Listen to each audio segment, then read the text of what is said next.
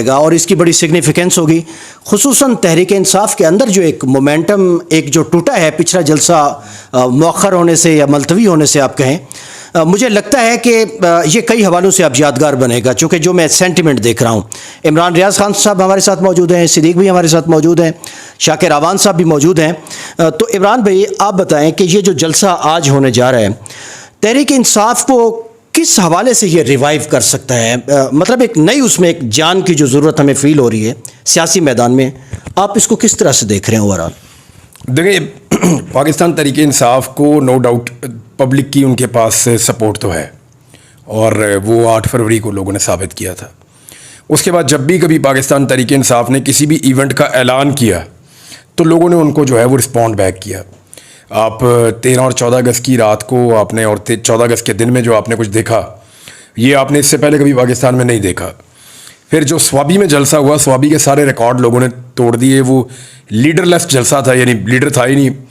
अब एक्चुअली पाकिस्तान तहरीक इंसाफ पंजाब में, सिंध में और वफाक में, इस्लामाबाद में एक बड़ी पॉलिटिकल एक्टिविटी बड़े लंबे अरसे से करना चाह रही है।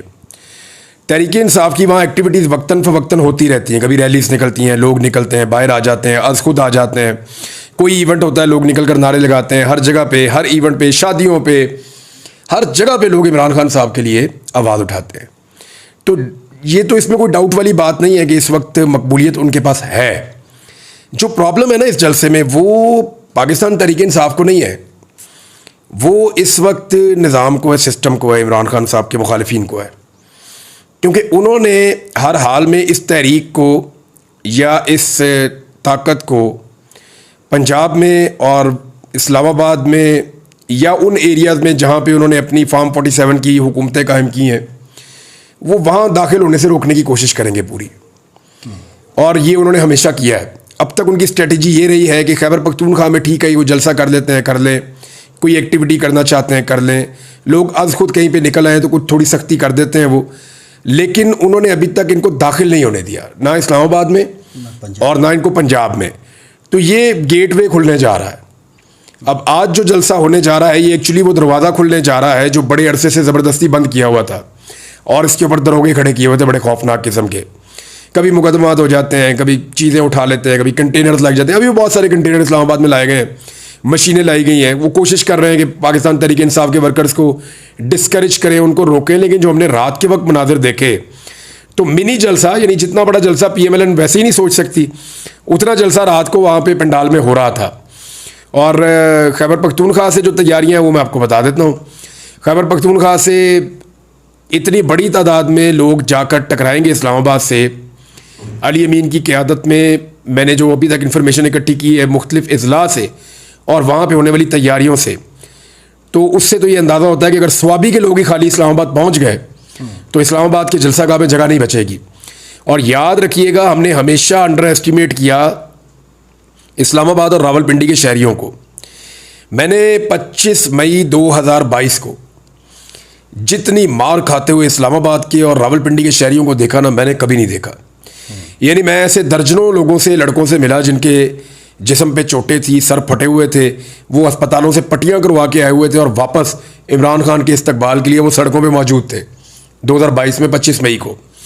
तो इस्लामाबाद का और रावलपिंडी का जो क्राउड है, जिस तरह के वहाँ के नौजवान हैं, या स्पेशली जो अटक है और वहाँ पे मेजर ताहिर सादिक और उनकी फैमिली का, उसके अलावा वहाँ पे जुल्फी बुखारी का एक बहुत बड़ा इन्फ्लुएंस है।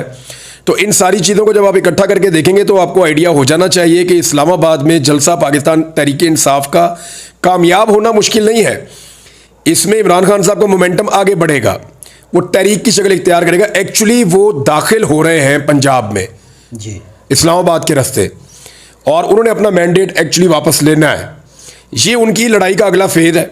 लेकिन ये दूसरी तरफ आप देखें तो जिन लोगों ने कब्जा किया हुआ है हुकूमत के ऊपर जाली फार्म 47 इकट्ठे करके, उनके लिए ये अलार्मिंग सिचुएशन है। देखें उनके पास सवाए इसके कि लोगों के रोके और कोई रास्ता ही नहीं है, क्योंकि जो उन्होंने लोगों की दुर्गत बना दी है उसके बाद ये उनके लिए पॉसिबल ही नहीं है कि वो इस चीज़ को बर्दाश्त कर सकें या इसको अफोर्ड कर सकें कि लोग निकलें और निकल कर जलसा करें। ये सिलसिला अगर शुरू हो गया तो फिर इनके काबू कुछ नहीं आएगा। अच्छा सिद्दीक भाई, आप ज़रा बताएं कि 9 मई के बाद के जो ख़ास हालात हैं, जो अब तक एक सियासी जमूद की कैफियत है तहरीक इंसाफ को लेकर, आपको लगता है कि ये जो आज का जलसा है ये यहाँ से अब आगे से एक नई सिमत मुड़ने लगी है तहरीक इंसाफ की सियासत, आपको लगता है ऐसा कुछ होगा? देखें बिल्कुल, देखें 9 मई हुआ, 9 मई के बाद तहरीक इंसाफ को कहीं नहीं निकलने दिया गया, ख़ास तौर पर पंजाब और वफाक में कोई एक एक्टिविटी भी वो नहीं बड़ी कर पाए। और जब जब उन्होंने जलसा किया, जलसे की इजाज़त मांगी, माह रमज़ान से वो कोशिश कर रहे थे इस्लामाबाद में जलसे की, 5-6 बार इस्लामाबाद हाई कोर्ट ने इजाज़त दी, NOC जारी हुए, NOC मनसूख हुए, जलसों की तारीखें चेंज हुई, बहुत कुछ हुआ। ये पहला जलसा है पाकिस्तान की तारीख का जो किसी political leader, main political leader की गैर मौजूदगी में उसके नाम पे हो रहा है, यानी वो जेल में बैठा है और उसकी पार्टी। और फिर ये देखें कि 9 मई के बाद जितनी मार PTI को पड़ी है पाकिस्तान की तारीख में किसी जमात को नहीं पड़ी। पंजाब में ख़वातीन के साथ ये नहीं हुआ। फिर PTI का आप देखें ना, एक चीज़ बड़ी इंपॉर्टेंट है कि PTI का जो क्राउड है या PTI का जो सपोर्ट है, वोटर है, वो कोई लड़ने भिड़ने वाला नहीं है, वो कोई पुलिस का मुकाबला करने वाला नहीं था। लेकिन अब उनके ऊपर इतना जुल्म हुआ, इतना जुल्म हुआ, इतना जुल्म हुआ कि अब तहरीक इंसाफ का जो वर्कर है ना, उसके अंदर रेजिस्टेंस आ गई है। बल्कि मुझे वो तजिया कार याद नहीं है, अयाज अमीर साहब थे, कौन थे, वो बार बार कहते थे कि अब आप खुद तहरीक इंसाफ को एक पार्टी बना रहे हैं, उनको मार मार के उनके अंदर रेजिस्टेंस पैदा हो रही है। फिर मैं आपको एक चीज़ बताऊँ कि मैं पहले ये कहता था कि इमरान खान साहब ने ना पूरे पाकिस्तान में 8 फरवरी की और इस सारे फेज़ में ना 1000 नए लीडर पैदा कर दिए हैं। पहले मैं ये कहता था, और मैं इसलिए कहता था कि मैं कहता था कि जितने लोगों को इमरान खान ने टिकट दिया है या टिकट नहीं भी मिला और वो PTI के साथ खड़े रहे हैं, तो उनकी जो ब्रांडिंग हुई है, जो उनकी स्ट्रगल है, वो लीडर बन गए हैं। और अगले कई दहाइयों तक अब ये लीडर चलेंगे। पाकिस्तान की तारीख में 2-3 बार ये ऐसे हुआ है कि एक पौध आई, यंग लोग आए और फिर वो आगे 40-50 साल तक चले सियासत में। लेकिन जिस दिन इमरान भाई को पेश किया गया ATC में, और मैं ATC में आया था लाहौर में, और ATC लाहौर जब मैं आया तो मेरी वहाँ पे 9 मई के जो मुलजमान थे उनसे मुलाकात हुई थी और उनकी पेशी थी, यानी जो कैद में थे उनकी भी, और जो रिहा हो चुके थे उनकी भी, और जो 10-10 माह बाद रिहा हुए थे उनसे भी मुलाकात हुई। जब मैं उन लोगों से मिला था ना, तो मैंने उस दिन अपना पॉइंट ऑफ व्यू चेंज किया था कि इमरान खान ने 1000 नहीं 10,000 से ज़्यादा लीडर पैदा कर दिए हैं। यानी 10,000 लोग बेगुनाह जिनको जेलों में रखा गया, ये भी लीडर बन गए हैं। 10 के 10,000 मैंने उनके देखे। एक माँ मुझे मिली, वालिदैन थे, यानी माँ और बाप उस नौजवान के, तो वो रिहा हो चुका था, तो उसकी पेशी थी। तो मिले मुझसे, तो वो माँ मुझे कहने लगी, कहती हैं कि बेटा मेरा ये इकलौता बेटा है, हमारे पास किराया भी नहीं होता था आने के लिए, और मैं मतलब हमारा घर इस बेटे पे डिपेंडेंट था। तो कहती हैं कि बहुत बहुत दुख हमने सहा है, बहुत तकलीफ़ सही है, बहुत मुश्किल का हम शिकार हुए हैं। लेकिन कहती हैं कि पता है बेटा, ये हमने सारा कुछ किसके लिए बर्दाश्त किया है? उसके लिए जो जेल में बैठा है, उसकी खातिर हमने ये सारा दुख दर्द जो हमारे साथ हुआ हमने बर्दाश्त किया। फिर मैंने जब वो जगह देखी, शाकिर भाई वगैरह तो रेगुलर कवर करते हैं, उस जगह को जहाँ पे 9 मई के मुलजमान को लाया जाता था और बंद किया जाता था, बख्शी खाना, ठीक है। फिर शाकिर भाई ने और दीगर दोस्तों ने इन्होंने वहाँ पे वो जगह दिखाई जहाँ पे इन्होंने कहा कि वो गाड़ी प्रिजनर वैन जिसमें सनम जावेद को, तैयबा राजा को, खदीजा शाह को, आलिया हमज़ा, डॉक्टर यास्मीन राशिद, इन सारी ख़वातीन को जब लाया जाता था तो कहाँ पे तपती धूप में, क़यामत ख़ेज़ गर्मी में, कहाँ पे उस गाड़ी को खड़ा किया जाता था ताकि बरह रास्त उसके ऊपर धूप पड़े और उनको तकलीफ़ पहुँचे, अज़ियत पहुँचे। और अभी भी आप देख लें, इस वक्त भी मतलब इससे ज़्यादा क्या है कि आज जो पैगाम पेशी के मौके पर एजाज़ चौधरी ने दिया है, आप देखें तो एजाज़ चौधरी की एज देखें और उनकी हिम्मत, जज्बा, जुर्रत देखें। यास्मीन राशिद साहिबा को देखें, आलिया हमज़ा और बाकी ख़वातीन कैदियों को देखें। और फिर आज शाम में कुरैशी साहब का वहाँ से अदालत से वो कैद में है, उधर से जेल से उनका पैगाम आया। फिर इमरान खान साहब का देखें। मैं आपको बताऊं कि एक चीज़ जो इमरान भाई ने कही ना, गेम चेंजर जो है ना, वो रावलपिंडी इस्लामाबाद सरप्राइज़ दे सकते हैं। मैंने कल देखा शहबाज गिल साहब को, शहबाज गिल साहब ने ना इमरान खान साहब के बहुत अहम पैगाम 2-2 मिनट के ट्विटर के ऊपर जारी किए और फेसबुक के ऊपर जारी किए। और आप जाके देखें, टिकटॉक के ऊपर जाके देखें कि शहबाज गिल के उन इमरान खान के पैगाम के व्यूज़ क्या हैं, उनकी रीच क्या है, जिसमें शहबाज गिल ने ख़ास तौर पे कहा है कि मैं इमरान खान का पैगाम देना चाहता हूँ रावलपिंडी इस्लामाबाद की यूनिवर्सिटीज़ के और कॉलेजेस के स्टूडेंट्स को, तलबा और तालबात को, कि इमरान खान कह रहा है कि ऐसा समझें कि मैं वहाँ पे आपका इंतज़ार कर रहा हूँ जलसागाह में, मैं आपका मुंतज़िर हूँ, मैंने आपका इस्तकबाल करना है। और देखें, मेरा ये ख्याल है कि 8 फरवरी के बाद ये दूसरा बड़ा मौका है, मैं इसको देख रहा हूँ, इस जलसे को। देखें 8 फरवरी को जब हम लोगों की बात सुनते थे, इदारे के लोगों की बात सुनते थे, इस्टेब्लिशमेंट से मुतल्लिक़ लोगों की बात सुनते थे, वो कहते थे ना इमरान खान बाहर, ना कैंपेन चली, ना ए और बी कैटेगरी की लीडरशिप, ना इनके पास निशानात, ना पैसा, ना गाड़ियाँ, ना कुछ, और खौफ इतना ज़्यादा है। और आखिरी जो उनके जहन में होता था ना, जिस वक्त हमें नहीं पता था कि इनके पास ट्रम्प कार्ड क्या है, वो एस्टेब्लिशमेंट के पास ट्रम्प कार्ड ये था कि उन्हें पता था कि जो मर्जी कर लें उस दिन तो नेट ही बंद होगा, उस दिन तो मोबाइल ही बंद होगा ना, फिर ये क्या करेंगे। ये तो है, ठीक है, डिजिटल की पार्टी। ठीक है, फिर आपने देखा क्या हुआ।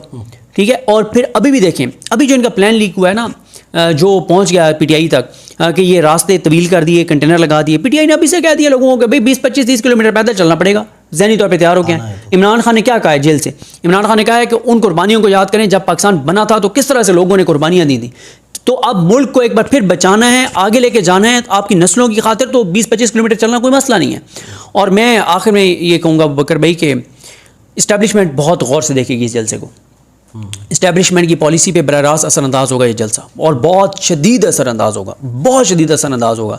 इस्टेब्लिशमेंट ये चीज़ देखेगी कि 15-16 माह की मार हमने इस पार्टी को दी, इसको तोड़ दिया, इसके लीडर को अंदर रखा, 4-5 केसेस में सजाएं करवाई, उसकी बीवी को अंदर रखा, इनकी ख़वातीन के साथ क्या किया गया, इनके बच्चों के साथ क्या किया गया, इनके मर्दों के साथ क्या किया गया, इनके घरों में क्या किया गया, इनकी जबरी गुमशुदगियाँ की गई, सब कुछ किया गया। और इनको मायूस भी किया। बार बार हमने ये बयानिया बनाया, ख़त्म शुद्ध ख़त्म शुद्ध ख़त्म शुद्ध, इमरान खान अब नहीं आएगा, इमरान खान हमेशा के लिए ख़त्म हो गया सारा कुछ। तो उसके बावजूद अगर ये कल आज का जलसा, और जो कि होना ही होना है, और मैं ये बताऊँ पाकिस्तान की तारीख का पहला जलसा होगा जो इस्लामाबाद की तारीख का किसी लीडर की गैर मौजूदगी में। और मैं इमरान भाई से एक सवाल करना चाहूँगा। इमरान भाई, आपने अपने व्लॉग में जिक्र किया था जब पहले अली अमीन गंडापुर जा रहे थे तो वो कौन कौन सी मशीनें और तैयारियों के साथ जा रहे थे, वो ज़रा बता दें। वो मैंने बल्कि वो लिखी थी चीज़ें ना, स्वाबी में क्योंकि ये सामान पहुंचा था, मुझे ऐसे पता चला कि ये अली अमीन पैसे वैसे बांट रहे थे ना, वो चीज़ बहुत मायूब और बहुत अजीब लग रही थी। तो उस पर फिर मैंने स्वाबी में, मेरे सोर्स हैं दोस्त ने, उनसे पूछा, मैंने कहा ये किसको पैसे बांट रहे थे, क्या चक्कर है?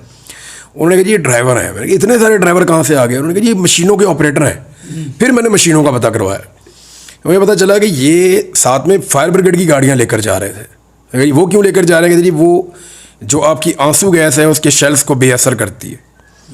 साथ में ये हर फायर ब्रिगेड की गाड़ी के साथ 2 वो वाटर बाउजर्स लेकर जा रहे थे कि पानी ख़त्म हो हम इसको रीफिल करेंगे। फिर ये अलहदा वाटर बाउजर्स लेकर जा रहे थे। उसके अलावा ये लेकर जा रहे थे बल्डोज़र्स। मैंने कहा बल्डोज़र्स आपको क्यों चाहिए? उन्होंने कहा जी ये सड़क के ऊपर बाज़ औक़ात कर देते हैं, कील लगा देते हैं, बाज़ औक़ात वो शीशा बिछा देते हैं, किया था ना, ये ऐसी चीज़ें करते हैं, तो इसके ऊपर हम बल्डोज़र चलाएँगे, बिल्कुल हम बराबर कर देंगे। फिर ये साथ लेकर जा रहे थे वो जिनको वो आप कहते हैं एक्सीवेटर्स, और एक एक्सीवेटर होता है और एक होता है वो एक तो होता है बल्डोज़र होता है, एक डोज़र होता है, वो उसके साथ मशीन होती है, वो नीचे से बकेट लगी होती है, वो मट्टी को भरने की, अगर खंदक खोदेंगे तो हम खंदक को कैसे फिल करेंगे, वो भी मशीनें साथ ये लेकर जाए। तो मैंने जब इनकी सारी मशीनें सुनी ना तो मुझे बड़ी हैरत हुई। मैंने कहा यार ये तो कुछ जंगी सामान है जो ये लेकर जा रहे हैं, के साथ जंग करने जा रहे हैं, जलसे में जा रहे हैं। हर अजीबोगरीब ही, लेकिन वो तैयारी भी उसी तरह की थी ना जिस तरह की आगे से रुकावटें थी। अच्छा, जब इन्होंने तैयारी की ना, हुआ क्या था कि वहाँ पूरी रिपोर्ट पहुँच गई थी एक दिन पहले, और जब इस्टेब्लिशमेंट को, हुकूमत को पता चला कि अली अमीन की तैयारी इस लेवल की है और इन लोगों को रोकना मुमकिन नहीं होगा, वहाँ गोली खुदा न खास्ता चल जाए तो उनको चलानी पड़ जाएगी। अगर फाइनली अगर आप ये कह देते हैं पुलिस को या वहाँ खड़ी हुई फोर्स को कि आपने किसी सूरत इनको नहीं आने देना, और सारी रुकावटें वो देखते हैं तिनकों की तरह उड़ा के वो फेंक रहे हैं, क्रेनें उनके पास 6 क्रेनें थी उनके पास मेरे ख्याल में, तो वो जी अगर ये सारी चीज़ें आपको दिखाई दे रही हैं, वो ऊपर से शिकंजे वाली जो होती है वो उठाती है बाहर फेंकती है चीज़, तो इन्होंने अगर इस लेवल की तैयारी से आ रहे हैं तो फिर आपने फाइनली रोकने के लिए फिर गोली चलानी पड़ती है। उसकी रियासत मुतहम्मल नहीं हो सकती। हमने बांग्लादेश में भी हाल ही में जो कुछ होते हुए देखा।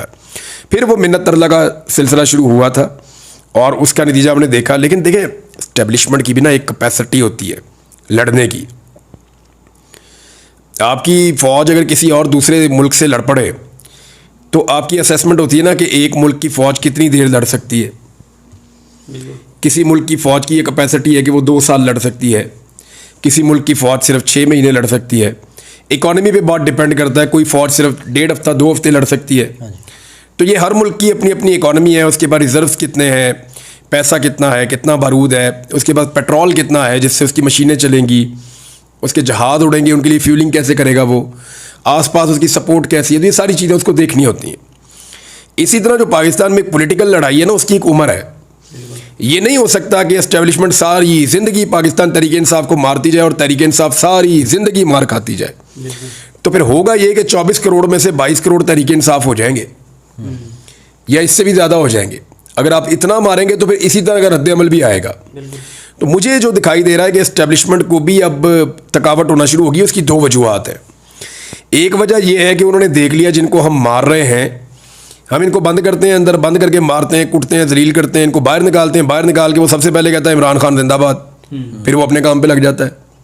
भाई कोई भी आदमी अपना मौक़िफ़ नहीं छोड़ता होता, और जब कम्युनिटी में वापस आता है ना तो वो देखता है सारी कम्युनिटी उसको हीरो की तरह ट्रीट कर रही है, तो फिर वो अगर छोड़ना भी चाहता है तो वो कहता है दफ़ा करो, ये इज्जत इससे अच्छी कौन सी चीज़ है।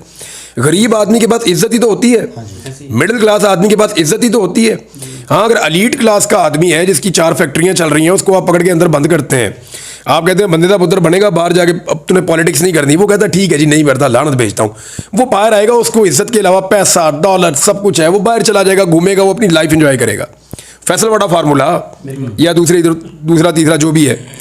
लेकिन जब आप एक मिडिल क्लास आदमी को या गरीब आदमी को पकड़ के अंदर करेंगे, वो बाहर आएगा, वो देखेगा उसकी ज़्यादा इज्जत हो रही है। वो पहले भी जो कर रहा था इज्जत के लिए कर रहा था, पैसों के लिए तो कर नहीं रहा था, पैसे तो जेब से खर्च रहा था। वो दोबारा जब इज्जत बढ़ती हुई देखेगा फिर वही काम करेगा। सहाफ़ियों को देख लें, शायरों को देख लें, जिनको आपने उठाया, क्या उन लोगों की इज्जत में कमी हुई या उन्होंने अपना मौक़िफ़ बदल लिया?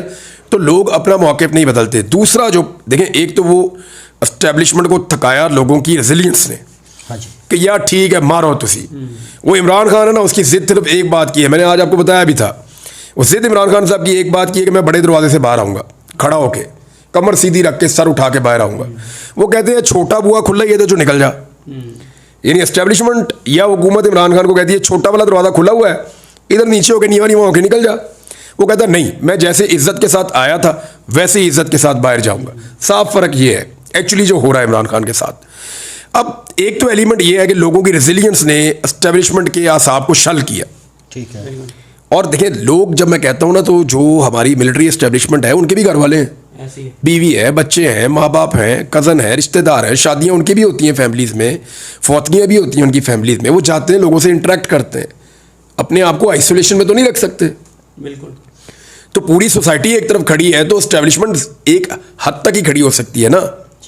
अब सिर्फ एक चीज़ का फ़र्क रह गया, जो दूसरा एलिमेंट है इसका, जिसके ऊपर हमें ज़रूर बात करनी है, वो ये है कि मौजूदा हुक्मरानों से इकॉनमी नहीं चली। बिल्कुल। अगर कहीं ये डिलीवर कर जाते ना ऐसे ही तो एस्टेब्लिशमेंट मार मार के हमारी खालें उधेड़ देती पाकिस्तानियों की। सही बात है। मैं आपको सच बता रहा हूँ, ये मेरा ये मानना है कि फिर मार्जिन होता ना एस्टेब्लिशमेंट के बाद, हुकूमत के बाद, के मारो इनको पकड़ के, इकॉनमी चल गई है। हुआ ये कि जिनको लाया गया समझ के कि ये बहुत बड़े को तुर्रम खान है, ये को बड़ी तोप चीज़ें ला के हमने बिठा दी हैं और ये ताक के इकॉनमी सेट करेंगे, हर चीज़ को बेहतर कर देंगे, वो पहले से ज़्यादा नालायक, निकम्मे, निकट्टू, अवाम के लिए नाकाबिल कबूल और बिल्कुल ही फारग साबित हुए। यानी जितना एस्टेब्लिशमेंट उन्हें समझती थी ना कि चलो इतनी गलती ये कर देंगे, उससे कोई 50 गुना ये आगे निकल गए।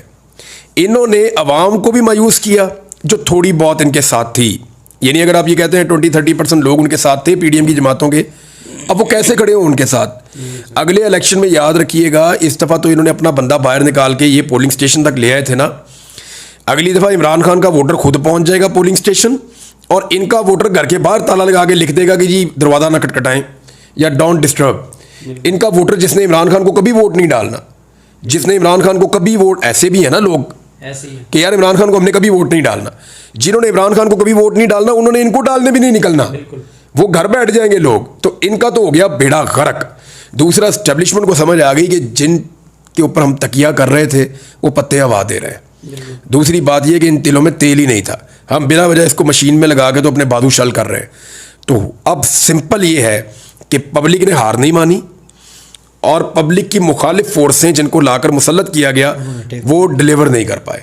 जब इन दोनों चीज़ों को आप इकट्ठा करते हैं तो अब 2 ऑप्शन बचते हैं एस्टेब्लिशमेंट के पास कि वो पब्लिक पे और जिनको लाया गया उन पे, दोनों पे 3 हरफ भेजें और ख़ुद इक़्तिदार में आ जाएं। ठीक है। या दूसरा रास्ता ये है कि यार असी बाहर जा रहे हैं, तुसी जानो ताड़ा कम जाने, हमारी जान छुड़ाओ, हम यहाँ से निकलते हैं। तो उनको मेरे ख्याल में जो बेस्ट ऑप्शन ये है कि वो अपनी इज्जत बचाएं, अपने आप को इस सारे में से बाहर निकालें और वो जो दरवेश बैठा हुआ है जेल के अंदर उसके बाहर आने के रास्तों में रुकावटें डालना बंद करें। वो आएगा, वो जाने, उसके लोग जाने, वो अच्छा करेगा लोग साथ खड़े हो जाएंगे, वो अच्छा नहीं करेगा लोग खिलाफ खड़े हो जाएंगे। Let the people of Pakistan decide, और उसका एक फेयर चांस है, उसको दें वो। अच्छा सिद्दीक भाई, आपसे भी मेरा एक इससे सवाल है कि ये जो पाकिस्तानी इस्टेब्लिशमेंट है जिसे जोम है कि हम मुल्क चलाते हैं, इमरान खान साहब को निकालने में भी मिसकैलकुलेशन और इस रजीम को जो मौजूदा है इसको लाने में भी मिसकैलकुलेशन, इससे मुल्क चलते हैं? देखिए, मुल्क नहीं चल सकते, ना चल रहा है। जिस तरह से इमरान भी ने कहा, ना अदलिया कंट्रोल हो रही है, ना इकॉनमी चल रही है, ओवरसीज़ पाकिस्तानियों का एतमाद ख़त्म हो गया है, रेमिटेंसेस कम हो गए हैं, ब्रेन ड्रेन ज़्यादा हो गया है, इंडस्ट्री बंद हो गई है, ताजिर बर्बाद हो गया है, तनख्वाहदार तबका बर्बाद हो गया है, हर दूसरा पाकिस्तानी पाकिस्तान छोड़ के जाना चाहता है, हर दूसरा पाकिस्तानी पाकिस्तान के फ्यूचर से मायूस है, मतलब ये सारी चीज़ें। तो नहीं, देखिए ना, इमरान भाई की बात को थोड़ा सा आगे कंटिन्यू करूँगा। दो ही ऑप्शन हैं मेरे नज़दीक, मेरा ख्याल है इस्टेब्लिशमेंट के पास।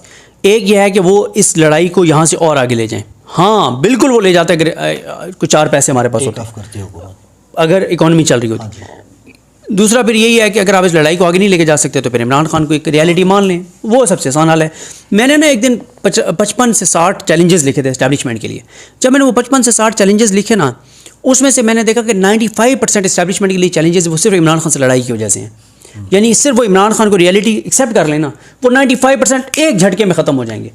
आप एक चीज़ नोट करें कि जब से ये तासुर बना है ना कि इस्टेब्लिशमेंट की और इमरान खान की बातचीत हो रही है पिछले 1-1.5 माह से, इस्टेब्लिशमेंट के ख़िलाफ़ सोशल मीडिया पे कैंपेन 70% कम हो गई है, लोगों के अंदर तनकीद 50% कम हो गई है। ये छोटी बात नहीं है, परसेप्शन बनी है तो इतना फ़र्क पड़ गया। जब रियलिटी मान लेंगे आप और एक्सेप्ट कर लेंगे आवाम की ताकत को, तो ये हो जाएगा।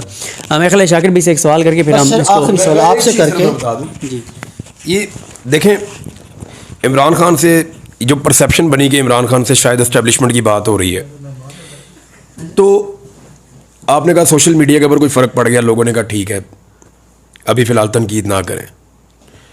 लेकिन एक बात मैं आपको कंफर्म बताऊं, लोगों ने जो सोच ली है ना, या जो उन्हें समझ और शऊर आ गया, वो रिवर्स नहीं होना। मेरी तो बात ठीक है, एस्टेब्लिशमेंट को ये बात समझ लेनी चाहिए कि पहले अलियाँ मौजा होना कोई नहीं।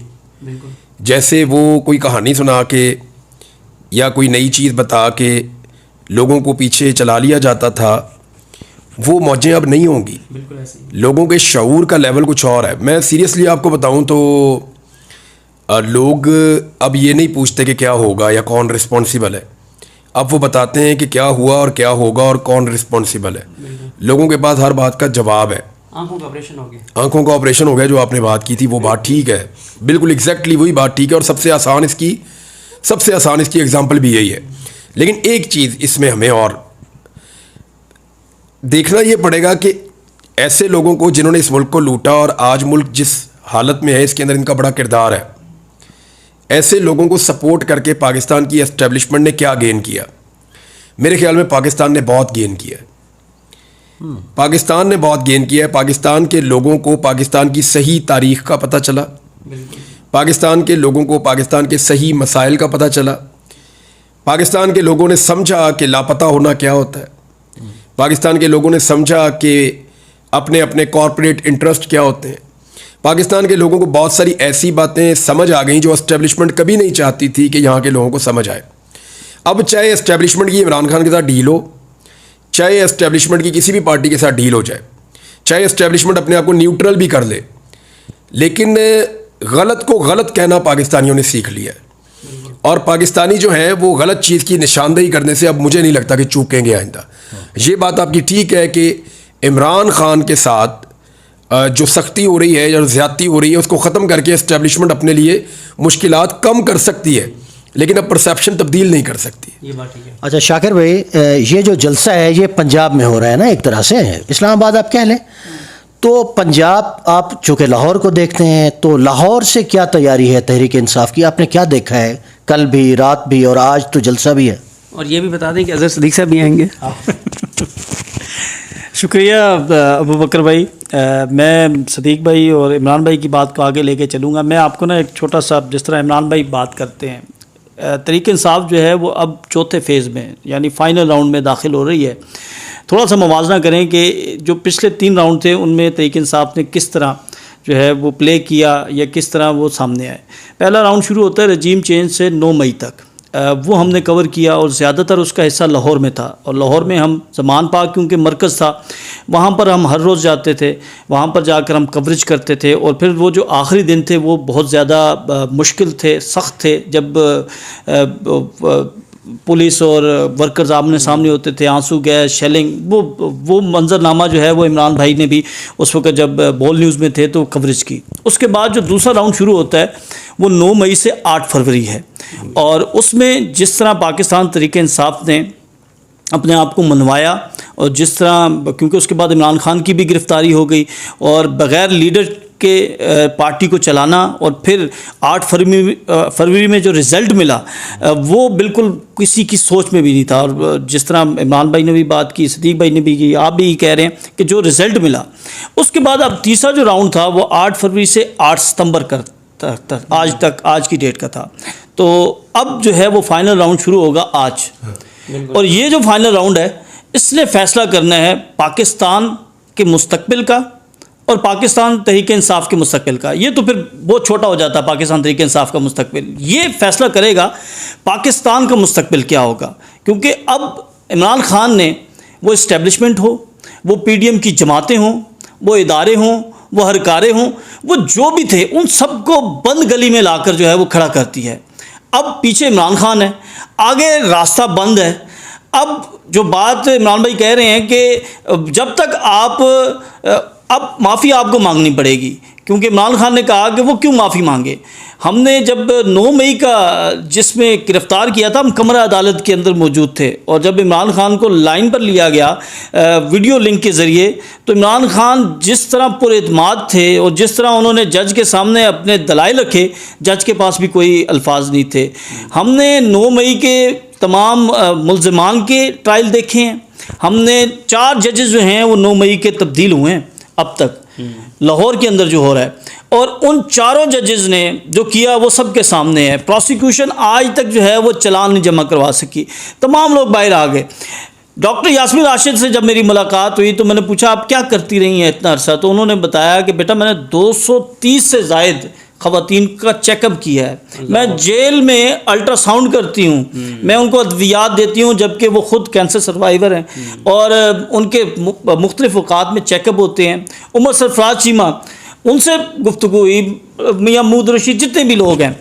अब देखें वो अपनी खिदमत नहीं छोड़ी। फिर मैं अतीक की यहाँ पे बात करूँगा, वो पढ़ा लिखा नौजवान है, उसका तो कोई ताल्लुक़ ही नहीं था, तो उनसे भी मैंने यही पूछा था कि आपने जेल में कैसे दिन गुजारे, तो वो बताते हैं कि क्योंकि वो पढ़े ऑडिटर हैं, अकाउंट्स एंड फाइनेंस के मतलब बताते हैं, तो वो कहते हैं कि मैं वहाँ पर जो कैदी थे, जो हमारे लोग थे, मैं उनको बताता था, उनकी कैरियर काउंसलिंग करता था। और ये जो आपने बात की है ना कि जो लीडरशिप पैदा हुई है, वाकई वहाँ पर कोई खातून से आप बात कर लें, आप किसी कारकुन से बात कर लें तो लाजवाब कर देता है, यानी वो ऐसा सवाल, ऐसा जवाब देगा कि आपके पास कोई आंसर नहीं होगा। तो ये जो चीज़ें हैं, जिस तरह पाकिस्तान तहरीक इंसाफ जो है जिस तरह अब सामने आएगी, अब यहाँ पर सिर्फ और सिर्फ जो है वो एक लीडरशिप को देखना होगा कि किन लोगों को सामने लाना है।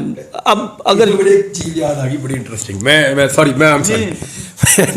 जेल में था, ये इन्होंने फरवरी में मुझे जब दोबारा, आप मेरे घर ही थे जब मुझे पकड़ा इन्होंने दोबारा, अच्छा मुझे इन्होंने फिर पकड़ लिया आके, वो 60-70 आदमी आ गए, ये मुझे उठा के जो है वो ले गए, ले जाके इन्होंने मुझे जेल में बंद कर दिया। पहले कि पेश किया अदालत में, फिर जुडिशल हो गया, जेल चला गया। 20 एक दिन में वहाँ पे मेरा टाइम गुजरा। शाम हो गया ना तो नारे लगना शुरू हो जाए ऊँची ऊँची जेल में। मैंने उसको बुलाया, उसका नाम था बंदे का गालिबन मंजूर शायद, मैंने कहा पाप मंजूर है की चल रहा है भाई? कहता जी PTI वाले ने रोज़ शाम होती नारे लाना शुरू कर देते। मैंने कहा उनको बताओ इलेक्शन हो गया है। कहते जी उनको सारा कुछ पता है, अखबार आती है वो पढ़ते हैं उसको। मैंने कहा फिर? कहता सर पहले दिन तो इन्हों की रूटीन है, एक दिन भी नहीं डरे। मैंने कहा क्या मतलब? कहता जी इनको ये बताया गया कि आपको सजाए मौत हो सकती है, इनको यहाँ तक थ्रेट किया गया, इनको हर तरह के खौफ में रखा गया, लेकिन ये शाम होती है ना तो नारे लगाना शुरू कर देते हैं इमरान खान के। तो मैंने कहा यार फिर इस तरह ये बाहर चले जाएंगे? मैंने ऐसे ही पूछा ना उसको। उन्होंने कहा सर छड्डो गल्लां तुसी। कहते इनमें से हम जिनको छोड़ते हैं ना वो बाहर दरवाजे पे खड़े होकर जाके इशारे करते हैं साथ में इमरान खान के नारे लगाते हैं कि हमें पकड़ के फिर बंद करना है, फिर कर लो। तो ये ना एक अजीब किस्म की, यानी मैं तो कहूँगा ये कोई ज़ोंबीज़ या उनको एक्चुअली इमरान खान ने ये चीज़ मुमकिन नहीं है ना, कोई चीज़ खिलाई तो नहीं है इनको, कुछ घोल के थोड़ी पिला दिया इनको, या इनके ऊपर कोई जादू तो नहीं हो गया बेचारों पे। वो भैया आम पाकिस्तानी है, उनको नज़र आ गया भाई वो जो बात कर रहा है वो हमें समझ आ रही है। होता क्या है कि आप कनेक्ट हो जाते हैं। सिद्दीक भाई, आपको जो लोग सुनते हैं ना वो आपके साथ कनेक्ट हो गए हैं, उनका नेटवर्क आपके साथ फिक्स हो गया है। वो आपके अल्फाज, कई चीज़ें आप ऐसी बोलते हैं जो आम आदमी की ज़ुबान नहीं है, लेकिन आपके जो सुनने वाले हैं वो उनके साथ कनेक्टेड है, उन्हें पता है आप क्या कह रहे हैं। इमरान खान ने पाकिस्तान की तारीख में सबसे बड़ा क्राउड अपने साथ कनेक्ट कर लिया है, और वो ऐसे कनेक्शन जुड़ गया है कि वो अब दूर हो ही नहीं रहा। अब जाए ना किसी छोटे से स्कूल में, आप चलें, मैं आपको बताता हूँ, जहाँ मरियम नवाज ने वो दूध पिलाई की है जनूबी पंजाब में, डीजी खान, हाँ डीजी खान में, आप वहाँ किसी भी स्कूल में चले जाएं, ऊंची आवाज़ में आप कहें कौन बचाएगा पाकिस्तान, कोई एक बच्चा कह दे वहाँ मरियम नवाज। दूध वो पंजाब गवर्नमेंट का पी रहे होंगे, आप जाएं ऊंची आवाज़, तजर्बा कह रहा हूँ मैं आपको, सुबह आप लड़का भी जो आगे करवा लें, ऊंची आवाज़ में जाके पूछे कौन बचाएगा पाकिस्तान, बच्चे आपको वहीं बता देंगे। तो सर ये घुट्टी में पड़ गया लोगों की। इमरान खान ने अपने आप को कामयाबी से जोड़ लिया, तो वो जो लीडर आप कहते हैं ना बन गए लोग और लोग नहीं डर रहे, वो एग्जैक्टली यही है। मैं जब जेल में से गुजरता था ना ऐसे, मुझे जब बाहर लेके जाते थे तो मुझे जितनी आवाज़ें पड़ती थी मैं हैरान हो जाता था हर तरफ से जेल के अंदर। तो मैं उन्हें कहता था यार ये इतने क्रिमिनल क्यों मुझे पहचानते हैं। उन्होंने कहा सर क्रिमिनल नहीं, ज़्यादातर पॉलिटिकल लोग पकड़े हुए हैं, पूरी जेल भरी हुई है उनसे, तहरीक इंसाफ के लोगों से। तो अंदाज़ा करें आप, इतना इन्होंने जुल्म किया, और एक एक बारक में एक एक जगह पे इन्होंने 20-20 अंदर दबा दबा के भरे हुए थे, गर्मी और सर्दी के अंदर तबाह किया लोगों को। अच्छा सिद्दीक भाई, बस ये बता दें कि ये जो पॉलिटिकल फोरकास्ट है, अक्सर हम आपको सुनते हैं, आप इस पे बड़ी ज़बरदस्त बात भी करते हैं, तो आज किसी वक्त अडियाला जेल का दरवाज़ा दोबारा भी खुलवाया जा सकता है? देखें ये तो मुश्किल है इस टाइम खुलवा के और उनसे को बात बनवाई जा सके, लेकिन ये है कि आज अगर जलसा देखें, जब तक ये जलसा शुरू नहीं हो जाता मुझे तो डाउट ही रहेंगे। इस हुकूमत के जो खौफ है, जो इनके पास इंटेलिजेंस रिपोर्ट्स आई हैं उसके बाद कहाँ पे टांग रही हैं, लेकिन अगर ये जलसा हो जाता है तो फिर शाकिर भाई से मैं इत्तेफाक करता हूँ कि ये फ़ेज़ 4 फाइनल फ़ेज़, और बस फिर सरप्राइजेज हैं। अच्छा, एक बात मैं ऐड करना चाहूँगा कि जो बात की थी सदीक भाई ने कि इमरान खान जो हैं वो इस जलसे से ख़िताब करेंगे, तो मैं आपको ये ख़बर दे रहा हूँ कि बिल्कुल इमरान खान ख़िताब करेंगे। पाकिस्तान तहरीक इंसाफ ने पूरी तैयारी की हुई है, AI टेक्नोलॉजी के तहत जो है वो इमरान खान का ख़िताब जो है वो सुनाया जाएगा, और इस ख़िताब के अंदर जो है वो इमरान खान जो हैं वो अगला टास्क भी देंगे और कारकुनों से मुखातिब भी होंगे। मैं बताता हूँ, जो अल्फाज है ना वो भी इमरान खान का बंदा अंदर से लेकर आया। खान साहब ने बाकायदा बताया। और मैं एक चीज़ और आपको बताऊँ, ये जो फ़ोटो सेशन वाले हैं ना, इनकी बड़ी कमबख्ती आने वाली है। ये इनको आइडिया ही नहीं है कि इमरान खान साहब ने बाकायदा पार्टी के अंदर इंटेलिजेंस का सिस्टम बना के अब चेक कर रहे हैं कि कौन एक्चुअली लोगों के साथ आता है और कौन आगे से अपनी सेल्फी बना के रिकॉर्ड इकट्ठा कर लेता है कि मैं पहुंच गया हूं। तो ये इमरान खान साहब जेल में बैठ के वेले नहीं है। आपने आज देखा उन्होंने जो बातचीत की कल, क्योंकि जलसे वाला दिन आ गया है, तो कल 7 तारीख को जो इमरान खान साहब ने बातचीत की उसमें उन्होंने स्पेसिफिकली कुछ ऐसी इंफॉर्मेशन दी जो जेल के अंदर बैठे हुए आदमी के पास बगैर रिसर्च किए हुए नहीं आ सकती। तो इसका मतलब है कि वो छोटे छोटे सवालात भी पूछते हैं, एक एक चीज़ की इन्फॉर्मेशन रखते हैं, और कम से कम अगर उनको पढ़ने लिखने की चीज़ें नहीं है तो अपने दिमाग में उन्होंने अपना कंप्यूटर ऐसा सेट कर लिया है कि हर चीज़ का उन्हें वो खुद कह रहे हैं कि मैं ये देख रहा हूँ कि मुझे आगे करना क्या है, ऐसी है, अब मैं कैसे चलाऊँगा मुल्क को, करूँगा क्या। तो वो प्लान तो कर रहे हैं ना। और जेल के अंदर देखें 2 चीज़ें हो सकती हैं, या तो जेल में जाके बंदा अच्छे खाने खा ले और बैठ के बाहर निकलने की कोशिशें करता रहे, या तो मियाँ साहब की तरह बंदा जेल काट सकता है या इमरान खान की तरह काट सकता है। तो जेल इंसान को सिखाती भी है, अगर इंसान में सीखने की सलाहियत हो तो। चलिए एंड करते हैं मेरे ख्याल। हाँ जी, बहुत शुक्रिया जी।